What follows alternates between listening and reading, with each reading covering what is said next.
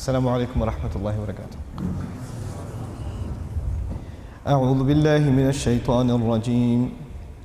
بسم الله الرحمن الرحيم. إنا فتحنا لك فتحا مبينا ليغفر لك الله ما تقدم من ذنبك وما تأخر ويتم نعمته عليك ويهديك صراطا مستقيما وينصرك الله نصرا عزيزا. رب اشرح لي صدري ويسر لي أمري واحلل عقدة من لساني يفقه قولي. فالحمد لله رب العالمين والصلاة والسلام على أشرف الأنبياء والمرسلين وعلى آله وصحبه ومن استنى بسنته إلى يوم الدين. اللهم اجعلنا منهم ومن الذين آمنوا وعملوا الصالحات وتواصوا بالحق وتواصوا بالصبر. آمين يا رب العالمين. Inshallah ta'ala, today the secret topic. I told the organizers it was secret because I was still thinking about it. But the topic is actually something I've been thinking about for the last couple of months. And I feel that in the ummah, there are lots of different kinds of confusion. And we see the world around us and we think about the realities around us, whether they are political realities or social realities or economic realities, or they are realities in regards to our own life. And we have to figure out what it all means. We have to make sense of things like the news, or we have to make sense of, our own challenges in our lives. But I feel more and more that we actually don't look at reality around us through the Book of Allah. In other words, the best way to understand reality is to understand certain concepts from Allah subhanahu wa ta'ala. And once you understand those concepts, your view and your perspective and your opinion changes. Now I want to give you an example before I begin the specific conversation. And that is that, imagine that you are wearing glasses, or you have really weak eyesight. You have really weak eyesight. And you're not wearing your glasses, okay? So you can see, but you can't see accurately, right? There's something missing in what you can see. You may see that there's a sign, but you may not be able to read it exactly. You understand what I'm saying? But once you put the right lenses on, you put the right glasses on, then now you can see things clearly. I want you to think of the Quran, and especially the Book of Allah, the Quran, as a kind of glasses. Once you put them on, once you start thinking through the Quran, reality becomes clear. Like you start seeing things in a different light, that you did not see them in the same way before, okay? I'll give you a small example of that before I actually talk about the ayat that I really want to talk to you about. And this is actually, in my opinion, it is probably going to take me about 6 months to a year, if not more, to study this one surah before I can comprehensively talk about the surah. But right now I'll just share with you some brief concepts. But before I do, just an example. If I was going with a bunch of young men and women on a bus and we drove by a beautiful mansion, it's just a gorgeous house on top of a hill. On the other side there's the ocean. Just an absolutely beautiful, stunning house.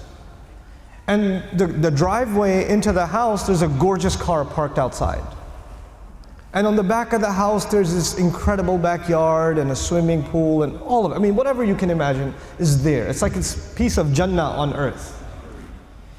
And you see the guy walking into his house. We're driving on this bus and we see this guy walking into his house. And I asked these young men and women, do you think that guy's successful?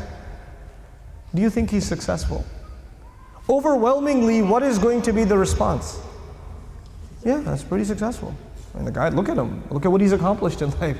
That's a pretty successful person. Okay.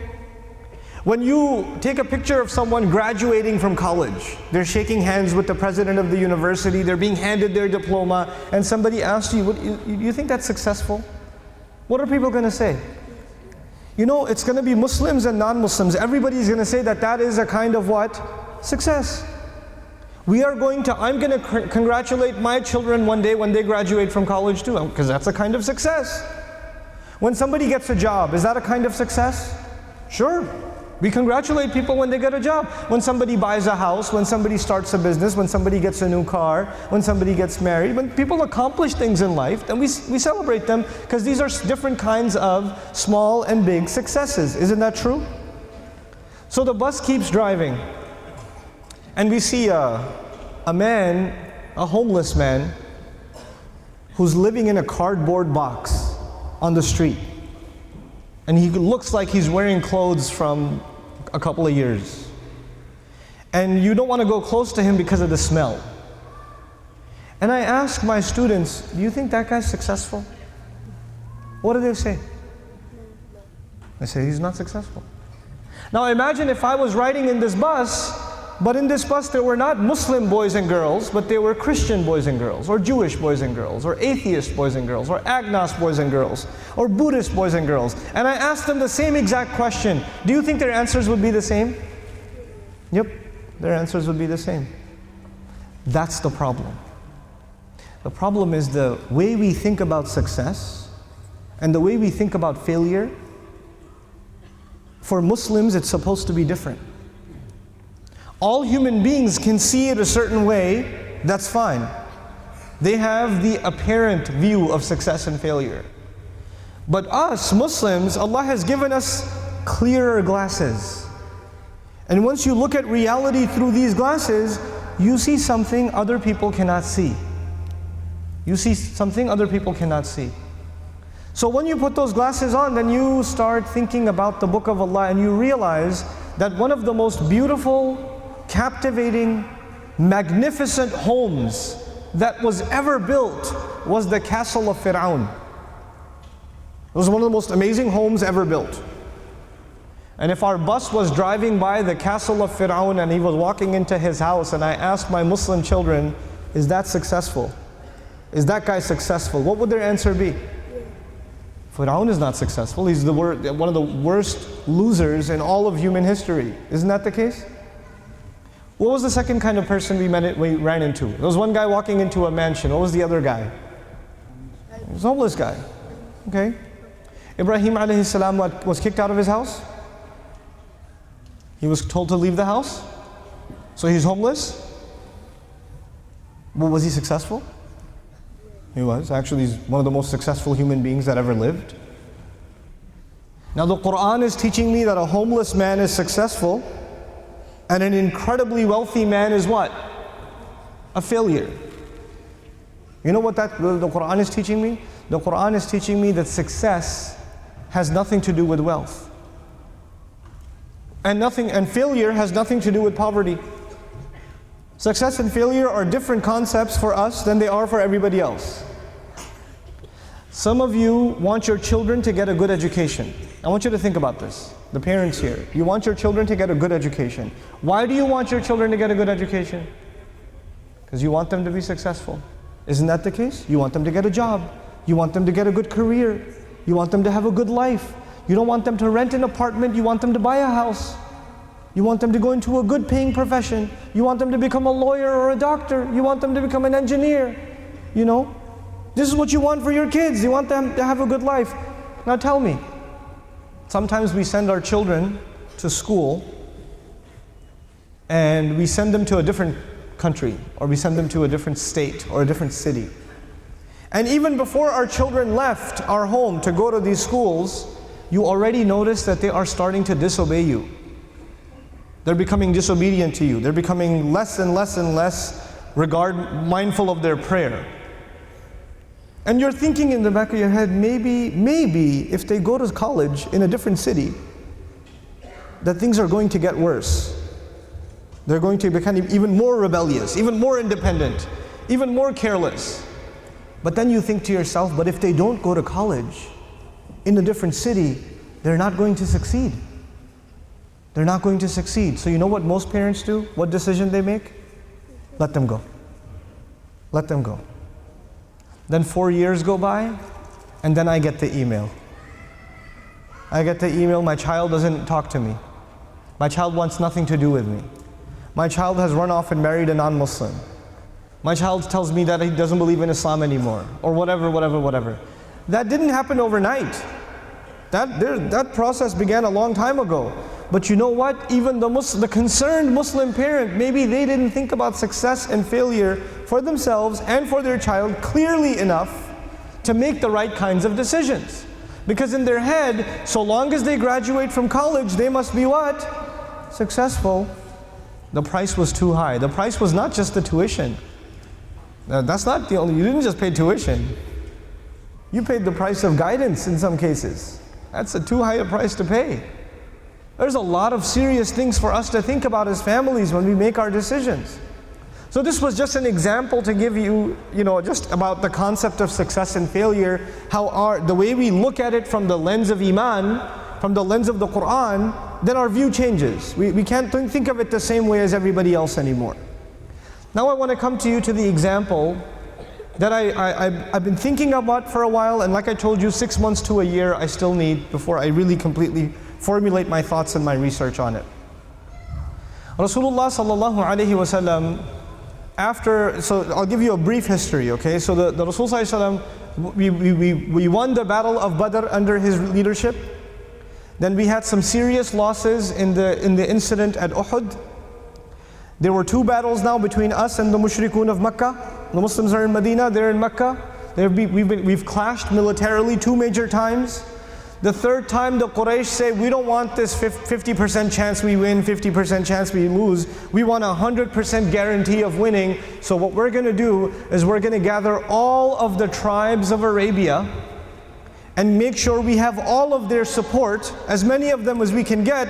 We're going to go to each of them and say, listen, the Muslims are our enemy, but I tell you, if they become powerful, they will come after you. So if you want to stay the way things are, you should join us. Let's end this problem, because right now this is our problem, but if you don't help us and don't become the United Nations of Arabia, United Tribes of Arabia, this is going to become all of our problem. We have to eliminate the Islamic threat. We have to do that. So then they went to all the tribes and they said, you need to unite with us, and we all go together, and instead of waiting for a battlefield, we'll all march to Medina.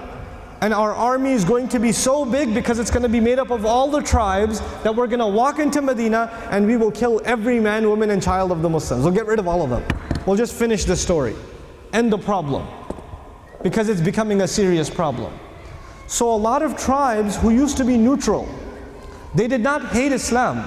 They were not enemies of the Prophet ﷺ. But when they were given the story that this is a matter of national security, they became convinced and they said, fine, if it's a matter of protecting the way of our life and the way things are, we'll come with you. So now a huge legion, which is why it's called Al-Ahzab, different groups, huge legion of armies are coming, heading towards Medina. On the other hand, the Jews of Medina, who had made a peace treaty with the Muslims of Medina, made a secret treaty with the Yemeni tribes and some of the Christian tribes in the back of the Muslims, and said, listen, if the Muslims get attacked and we don't have enough forces, you guys can attack from the other side. You can take us out from you can take them out from the other side. So from this side the Quraysh will come and get them. From this side you can come and get them. They're going to be done. We'll help you from the inside. Now the Muslims have 3 enemies. One enemy coming from above, one enemy coming from below, and one enemy that is where? Inside. This is going to be over. This is it. Allah Azza wa Jal decided that He is going to, He describes this entire scenario in Surah Al-Ahzab. Okay, Surah number 33 is where this entire scene is painted. إِذْ جَاءُوكُم مِّن فَوْقِكُمْ وَمِنْ أَسْفَلَ مِنْكُمْ وَإِذْ زَاغَتِ الْأَبْصَارُ وَبَلَغَتِ الْقُلُوبُ الْحَنَاجِرَ وَتَظُنُّونَ بِاللَّهِ الظُّنُونَ هُنَالِكَ ابْتُلِيَ الْمُؤْمِنُونَ وَزُلْزِلُوا زِلْزَالًا شَدِيدًا. It's incredible ayat. When the armies were coming from above you and from below you, and when your eyes were wide open like this, you couldn't even blink your eyes, you were that scared, and your hearts were reaching into your throats, and you were thinking all kinds of thought, then and there the Muslims were tested, and the earth beneath their feet was shaken. وَزُلْزِلُوا زِلْزَالًا شَدِيدًا. Oh, they were shaken all right. They were intensely shaken. Oof. That is the scene of the Battle of Ahzab. And then we know that the advice of Salman al-Farisi radiallahu ta'ala anhu was to dig a hole, dig a trench all around the city so that their horses and their cavalry can't enter into the city. They'll fall into the ditch, but they won't be able to come up. And that is the only thing keeping the entire city alive. That is the only thing.